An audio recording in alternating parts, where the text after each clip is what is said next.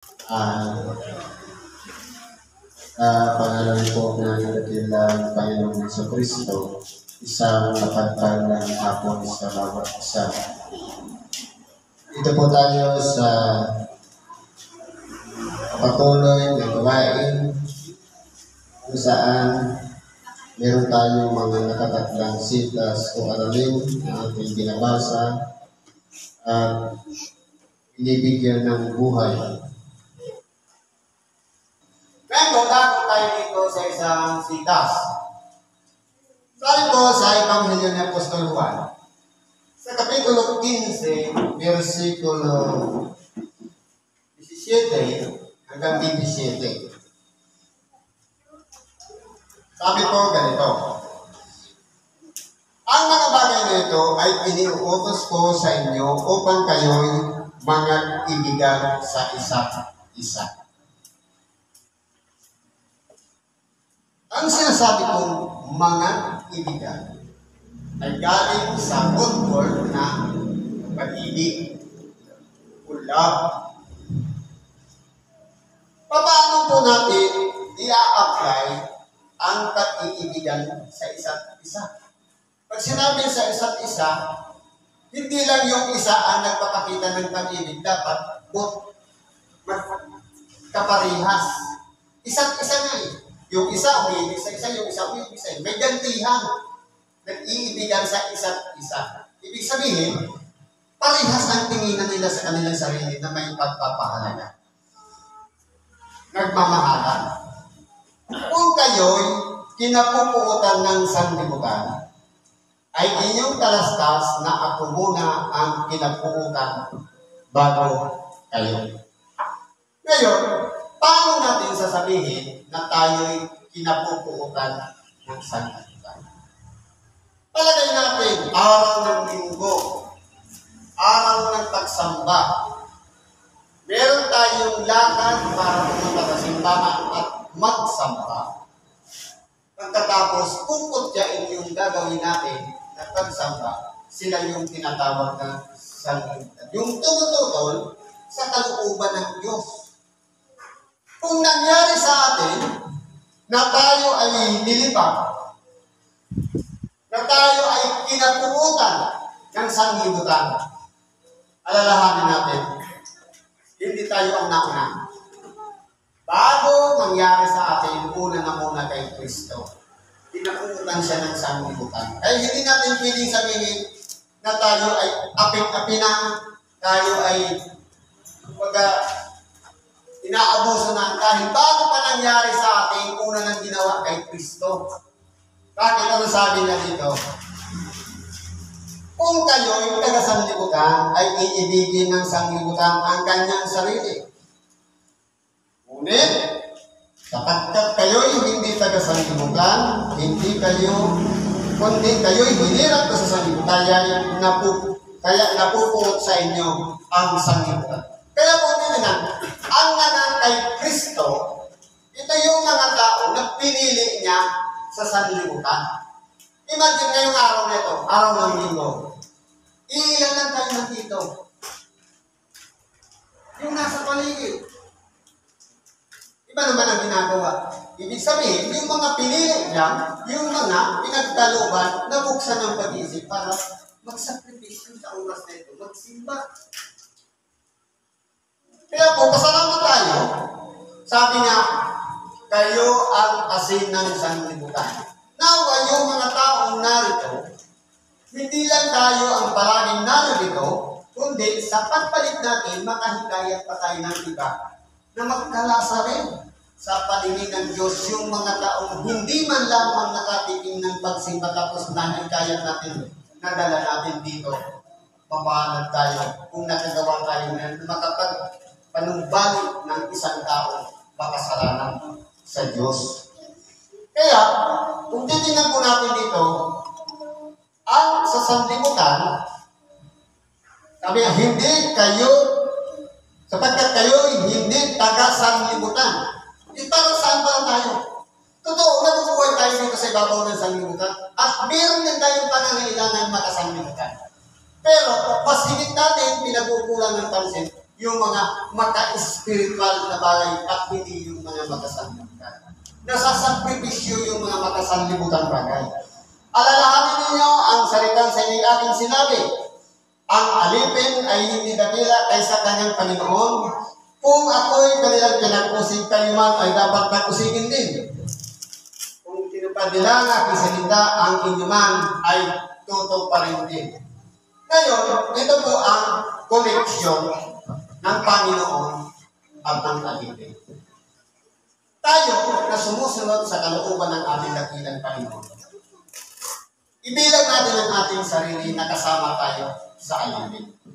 Dahil kahit si Kristo man, sabi nga, bagamat siya'y nasa anyong Diyos, ay hindi niya inari isang bagay pa ng ang pagkapantay, kundi nabuhay siya bilang isang alipin. Ipalagay natin tayo rin. Ngayon, kung si Kristo pinakikinggan ng mga tao, kung tayo kasama sa ipinukod niya sa sanlibutan, tayo pakikinggan din naman. Sapagkat, sabi nga, ang alipin ay hindi dakila kaysa kanyang Panginoon. Kaya lahat ng mga nangyayari sa buhay natin, huwag natin iisipin, mas nahigitan natin yung mga ginawa sa atin kaysa sa ginawa ng ating dakilang Panginoon. Ibig sabihin, pinaliliwanag ito ng ating dakilang Panginoon. Kung tayo nasa kalagayang alipin at ang ating dakilang Panginoon ay nasa kalagayang Panginoon, bago ka nangyari yung mga bagay na pinagdurusahan natin, ililibat tayo kung ano-anong mga pinaggagawa sa atin, lahat ng yung dinanas na ng ating dakilang Panginoon. Kaya hindi po higit ang alipin sa kanyang Panginoon. Hindi natin mahihigitan yung sakripisyong naranasan ng ating dakilang Panginoon.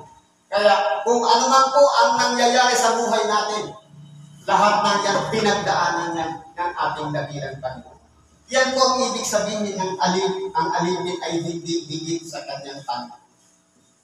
Kaya kung titingnan po natin dito, dapat ang lahat ng mga bagay nito ay gagawin nila sa inyo dahil sa ating pangalan. Sa pangalan pa lang ni Kristo. Marami na ang mga nangiinis. Marami na ang nagagalit. Mapalad na tayo dito dahil nabuhay tayo dito sa isang bansa na maraming kumikilala kay Kristo.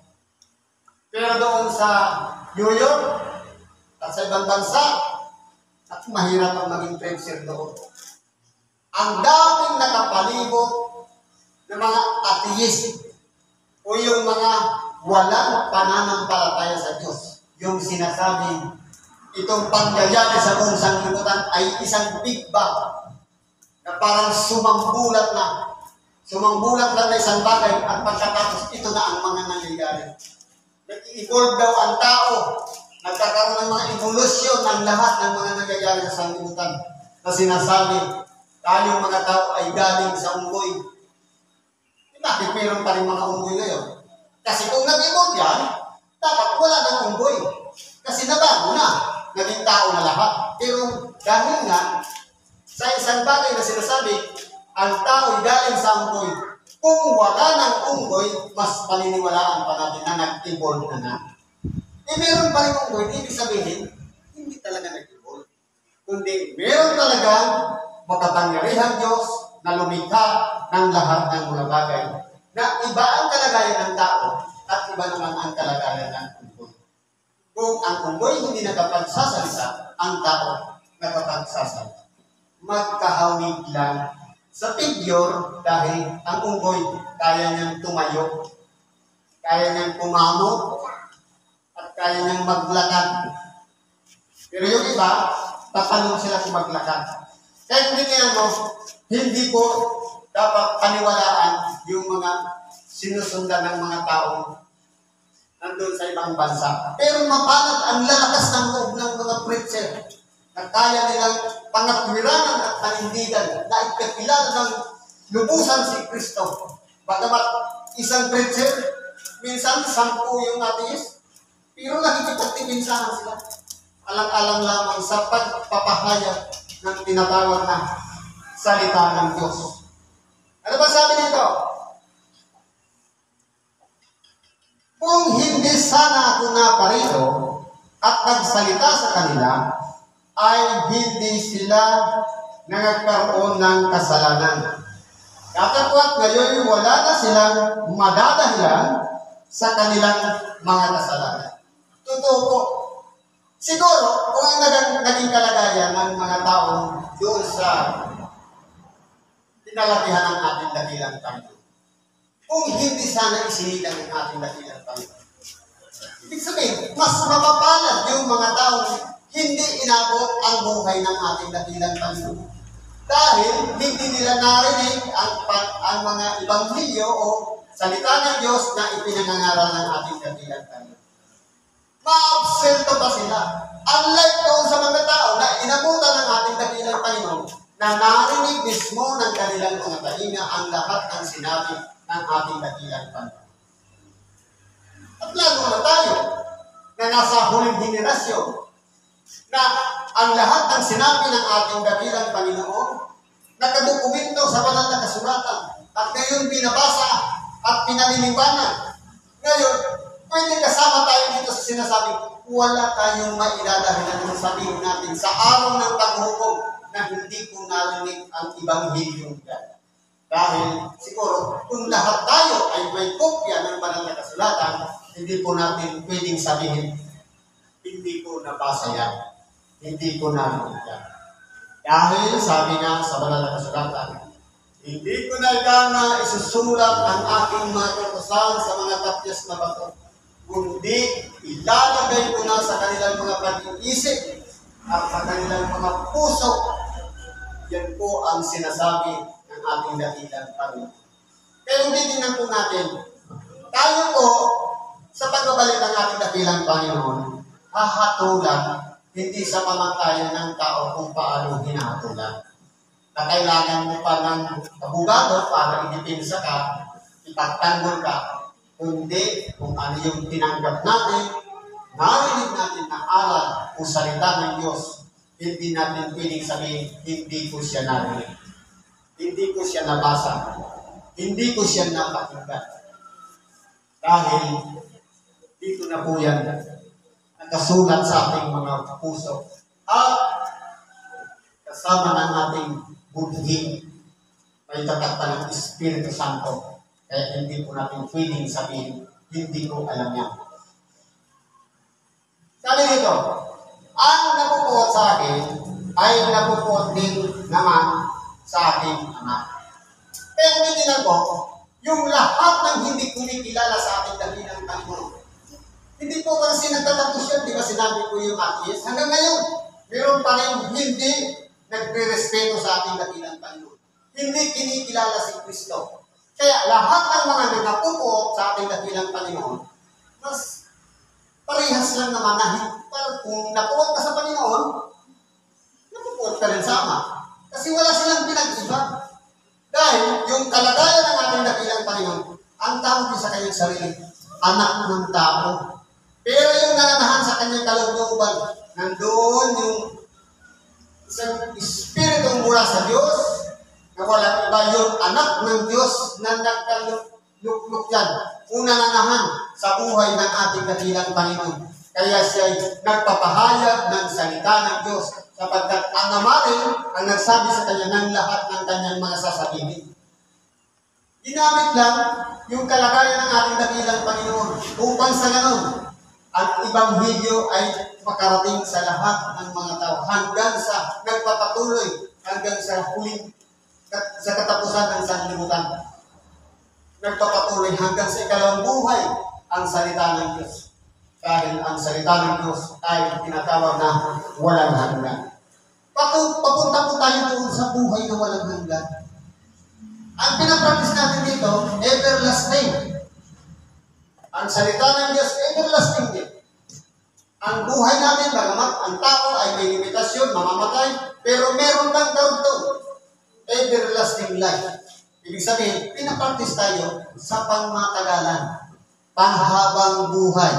Yan po ang purpose ng ating dakilang Panginoon, kaya tayo tinuturuan ng salita ng Diyos. Kaya pasalamat tayo dahil iniibig natin ang ating dakilang Panginoon. Sinusunod natin ang kanyang kalooban. Kung tayo man, pero mga pagsubok, pero dinaranas tayong kapighatian, mga problema, parte lang po yan ng dinanas din ng ating dakilang Panginoon. Kaya kinakailangan natin lakasan lang natin ang ating loob. Ito, sabi nga, minsan tao sa tao, hindi nagkakasundo, hindi nagkakaintindihan, pero sabi ng ating dakilang Panginoon sa pamamagitan ni Apostol Pablo, ang laban natin dito sa ibabaw ng sanlibutan, hindi laban sa laman at tubo, hindi laban sa mga espiritu. Ibig sabihin, kapag mayroon palang nagsalita sa atin na hindi natin nagustuhan, huwag tayo magalit dun sa taong ginamit para magsalita. Kundi alamin natin sa malalim na pag-aaral, espiritu po yung kalaban natin na umuod yun doon sa tao na minsan nagmumura, minsan naninirang puri, minsan nakikipagtalo o nakikipag-away. Lahat ng yan ay minamanipula ng masasamang mga elementor para pag-away-awayin ang lahat ng mga lingkod ng Diyos. Yan po dapat mabuksan ang ating kaisipan. Hindi laban sa laman at tubo ang pamumuhay natin dito sa ibabaw ng sanlibutan. Kaya, sabi nga, ang nabubuo sa akin, Ama. Kapag nabuo tayo sa ating kapwa, parang na rin tayo nabuo sa ating dakilang Panginoon. Dahil, larawan din siya ng Diyos. Nilalang siya, kaparehas din natin. Kaya kung mabuo tayo sa ating kapwa, bakit tayo? Iba ba tayo sa Kanya? Iba parehas lang naman tayo sa Kanya. Kaya kinakailangan, ibigin natin ang ating kapwa. Kaya naman ng Ama na umibig na una sa atin, ibinigay niya ang kanyang bugtong na anak. Upang sa atin, tayo'y maunawaan natin ang pagpapahalaga ng Diyos. Magpahalagahan din naman tayo sa isa't isa. Gaya ng pag-ibig ng Diyos sa atin. Ganon din dapat ang pag-ibig natin sa ating kapwa. Yan po ay gawain makalangit.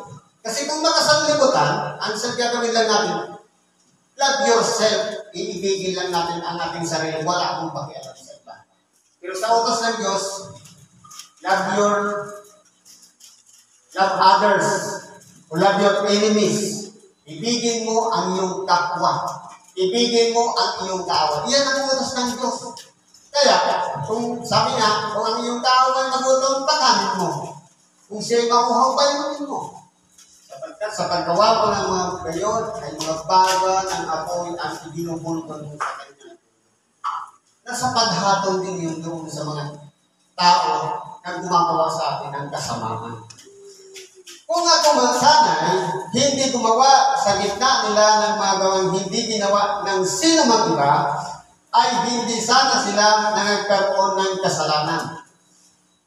Ang problema, nakita mismo ng kanilang mga mata ang lahat ng mga makapangyarihang gawa sa pamamagitan ng ating dakilang Panginoon.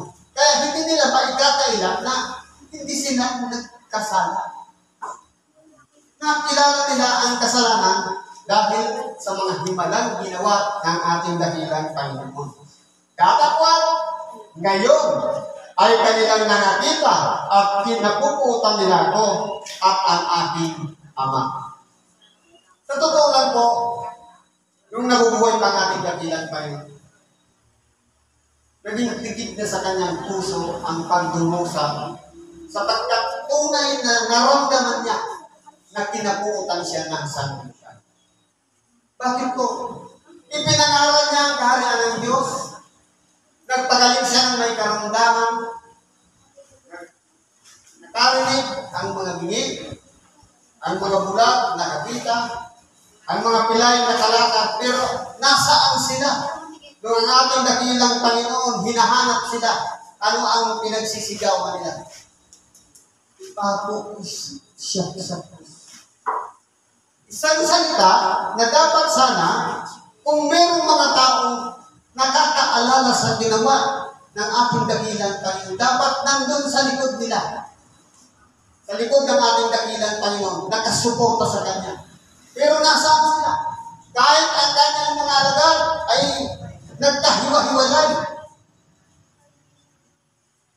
Kahit ang pinakamamahal ng alagad na si Simon Pedro, 3 bisis pa siyang itinatpa. Ibig sabihin, sa kalagayan tao, pwede natin sabihin, i-ignore natin ang Diyos. O kahit man si Kristo, sa oras na may dumaranas sa tayo ng kapit-kapitan, kung masasakripisyo na ang ating buhay, katulad ni Simon Pedro, na ipinagkatwa ang ating dakilang Panginoon. Na sinasabi nga ng isang babae sa kanyang likuran, habang sila'y nagpapainit sa apoy, na pagkikilala ko na ikaw ay kasama niya dahil sa iyong pananalita. Anong sabi ni Simon Pedro? Hindi ko siya kilala. Kaya lahat ng tinulungan niya, ni maging ang kanyang mga alagad, nagkawala-wala po sila lahat. Nagkahiwa-hiwalay po sila lahat. Kaya ba sabi dito? Ngunit, nangyari ito upang matupad ang salitang nasusulat sa kanilang mga ako'y kinaputan nila na walang kadahilanan. Totoo po. Walang dahilan. Yung pagkapo sa ating dakilang Panginoon, parang wala lang. Dahil po, inibig ng tao ang sanglibutan. Ayaw nilang makasama doon sa mapapahamak.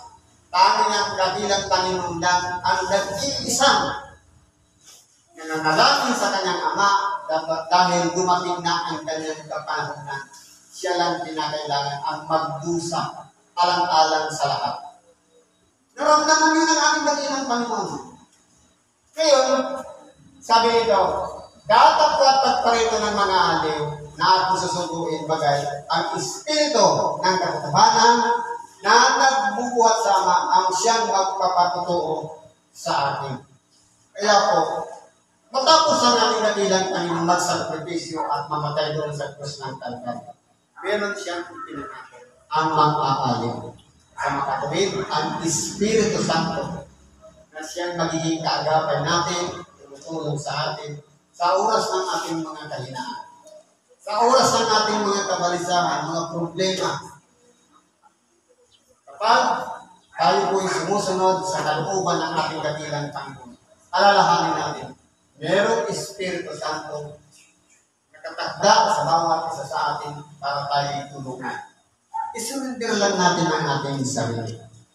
Hanapin natin ang Diyos, ang kanyang presensya sa ating mga puso, at doon natin mararamdaman at mapagkikilala ang nag-iisang Diyos sa udyok ng Espiritu Santo na siyang magtuturo sa atin. Na hindi po siya napagkikita ang mata, kundi nararamdaman sa ating mga puso ang presensya ng Diyos sa pamamagitan ng Espiritu Santo. Sapagkat ang mga aliw na ito ang magbibigay sa atin ng kalakasan. Ito ang magtuturo sa atin upang yung dati nating pinanggalingan na isang masamang kalagayan ng makasalanan, hindi na natin dapat na balikan. Kundi sundin na natin ang sang-ayon sa kalooban ng ating dakilang Panginoong Jesucristo. Hanggang dito na lang ba ito? Salamat sa Diyos at anuman ang ating mga kailangan, karahingan. Ilapit po natin yun sa Diyos at ipagkalap natin sa Kanya. Manampalataya lang tayo at tatanggapin natin ang lahat ng kasagutan sa ating mga hinihingi sa Kanya. Salamat at mapagpalang ako sa bawat isa.